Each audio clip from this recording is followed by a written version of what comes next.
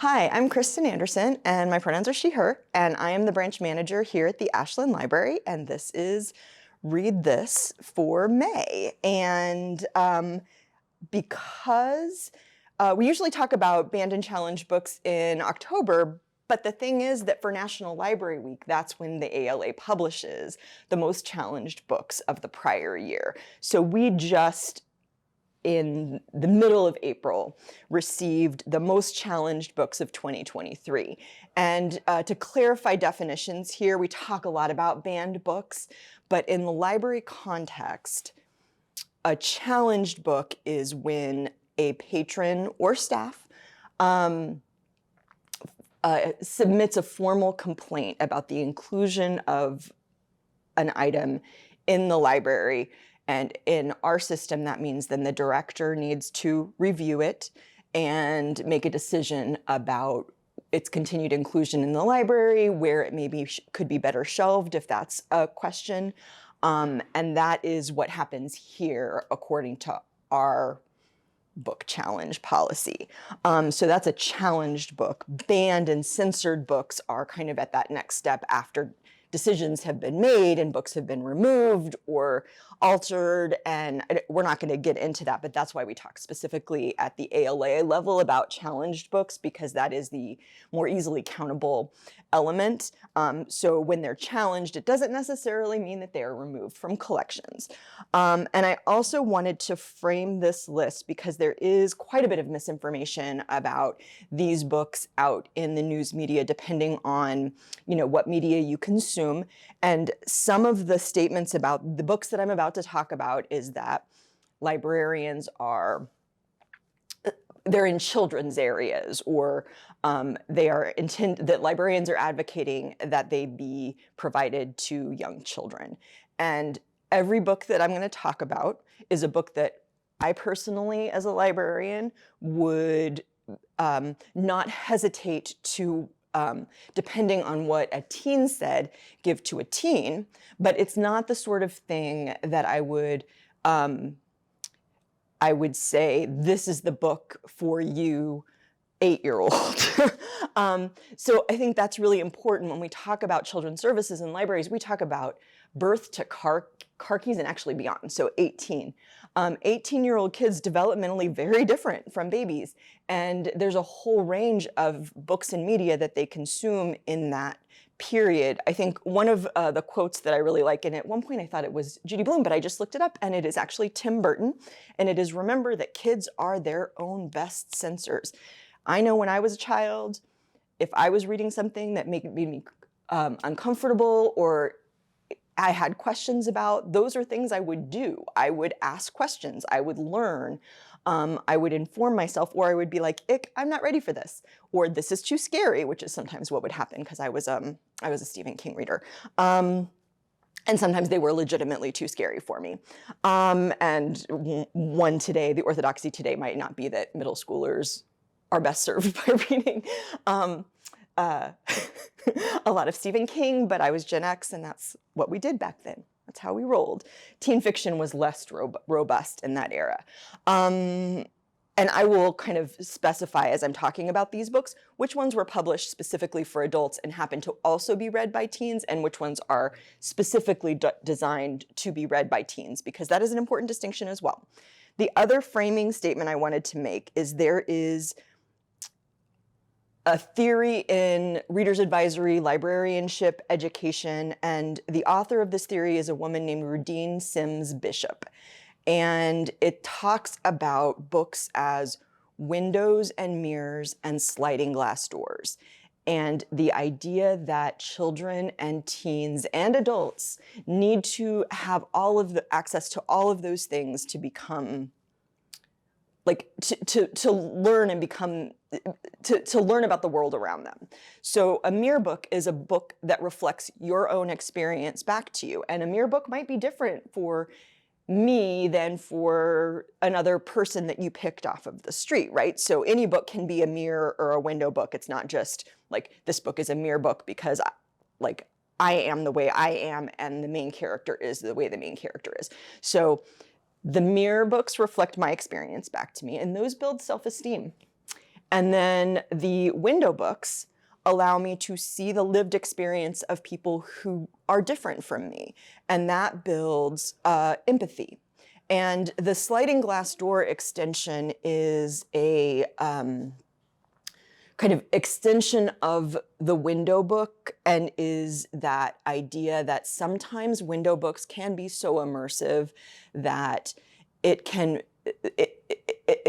of an added level to the window. Like I can walk through that door and feel what it might be like because of the ability of that author to kind of put me in that place at that time with the experience of the person who I'm reading about. So all of those things are important things when we talk about challenge books, but I've probably gone on long enough about things before getting to actual books. So let's talk about books. And the first two books are books that have been on this list for quite a while. So you will have seen covers, heard about them. The first one is a graphic novel memoir called Gender Queer by Maya Kobabe. And this book is a book of the lived experience of Maya Kobabe, who uses e-ear pronouns.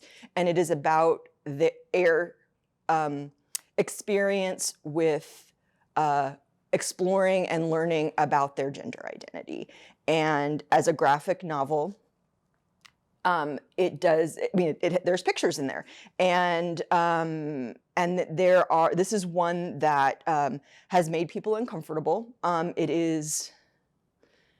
is a lived experience that is certainly different than my own, but it is one from which I learned. So for me, it was a window book, and it helped me understand.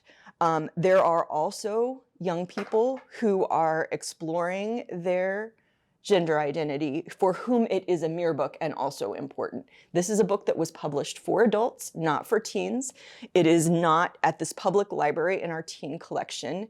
It is occasionally in school libraries that serve high schoolers. And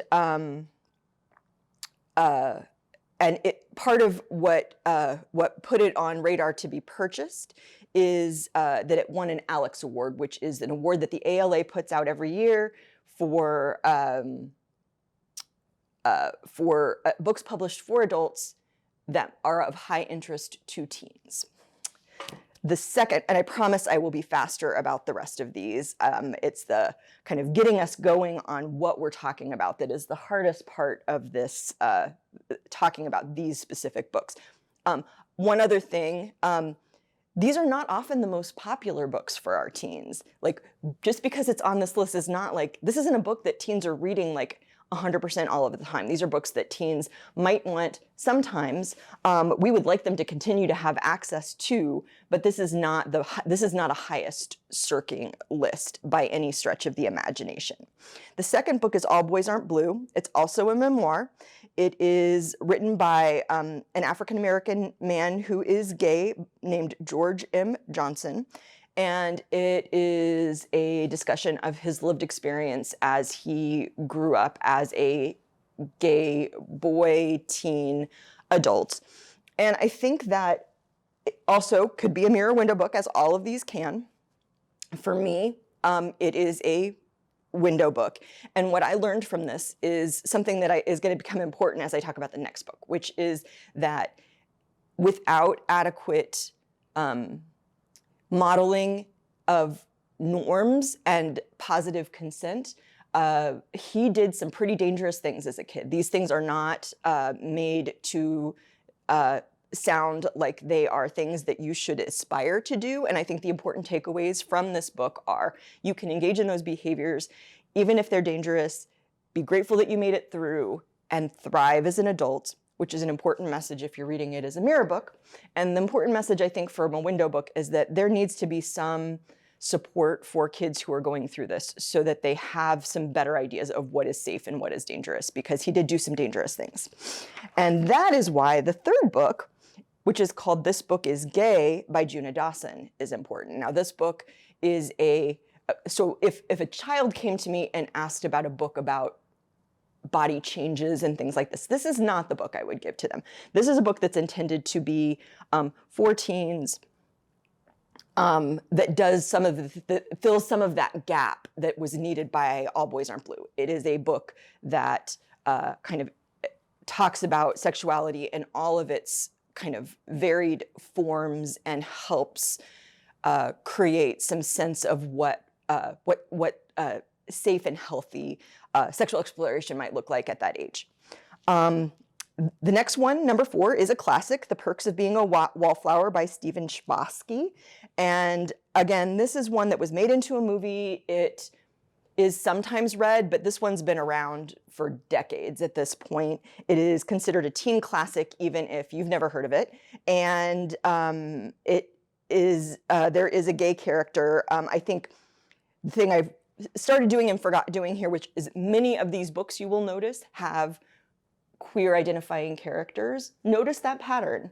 That seems to be intentional and a part of what the discomfort is in terms of kids learning and exploring their sexuality independently from their parents, which I think is something that makes parents uncomfortable sometimes. But the library's stance, and I think generally educators' stances as well, is that one parent has every right to control the reading habits and material of their own personal child, but does not have the ability or should not have the power to do that for all children. And there are parents who want their children to have access to this material. Flamer, also queer content.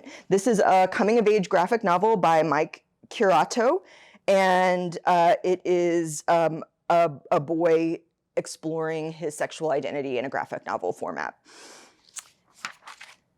And then we've got, this one's a classic, and it is published for adults. 6 is The Bluest Eye by Toni Morrison, a classic about a girl who has a lot of difficult things that she's going through in her life. But the bluest eye refers to her desire as a Black girl to have blue eyes because of her belief that that is beautiful. But it is challenged frequently for its sexual content. The next one, 7, is Me and Earl and the Dying Girl.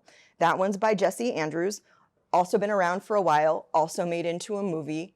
Occasionally read now, not super popular, but is read, and it does have sexual content in it. It's kind of a buddy novel.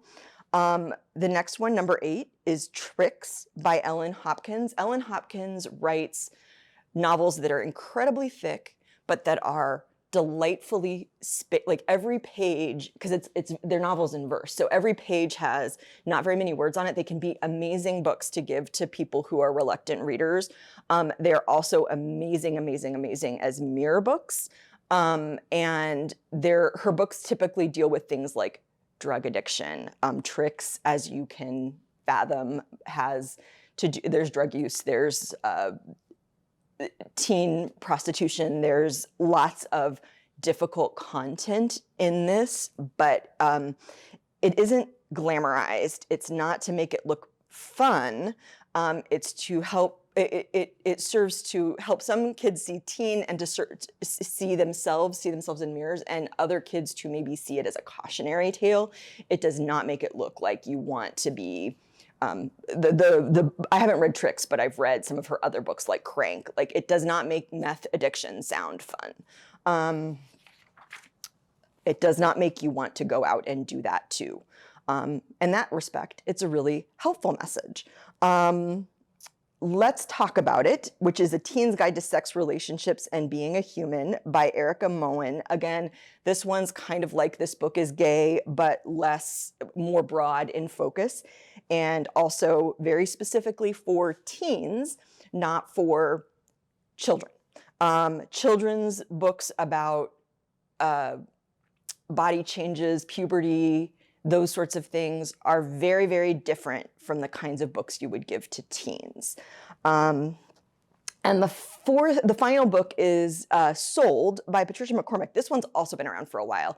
It is for pretty much anyone living in this country, not 100%, but most of us. It is going to be a window book. It is the book of a young child in, I don't even remember what country she's in, but she is sold into slavery and ends up working in a brothel, and that is at a very, very, very young age. And that is a real lived experience for some kids, and it is about kind of that process of figuring out how to get out of that situation. And so it is a window book. It has gritty content. It is uncomfortable to know that some children have that experience, because in this case, this person is, for some of it, a child, but it's also does not glamorize that or make that seem like a life that you would want to live. It makes it look like a problem that teens reading it might want to find ways to help solve. So those are the books on the most challenged book list. I also want to draw your attention really, really quickly, because I know I'm running short on time or am past time, that there are book resumes for all kinds of books at Unite Against Book Bans, which is a public awareness campaign from the American Library Association's Office of Informational Freedom. So if you encounter a book that you have questions about and you want to know why that book might be a book that would be on the shelf in a school library that serves teens, or in a public library that makes you feel uncomfortable, you can go there and it will tell you what the book's about. It will tell you the positive reviews it has received. It will give you some information about age recommendations, while always acknowledging that every teen is different, and that some teens may be ready for content earlier than others, and that is something that is best worked out between a teen and their parent, or between a teen and their self, because they are their best censors. And but it's a really useful tool. Also, positive reviews and awards they have won. So I think that is more than enough for me this month, and thank you for your time, and we'll see you again in May.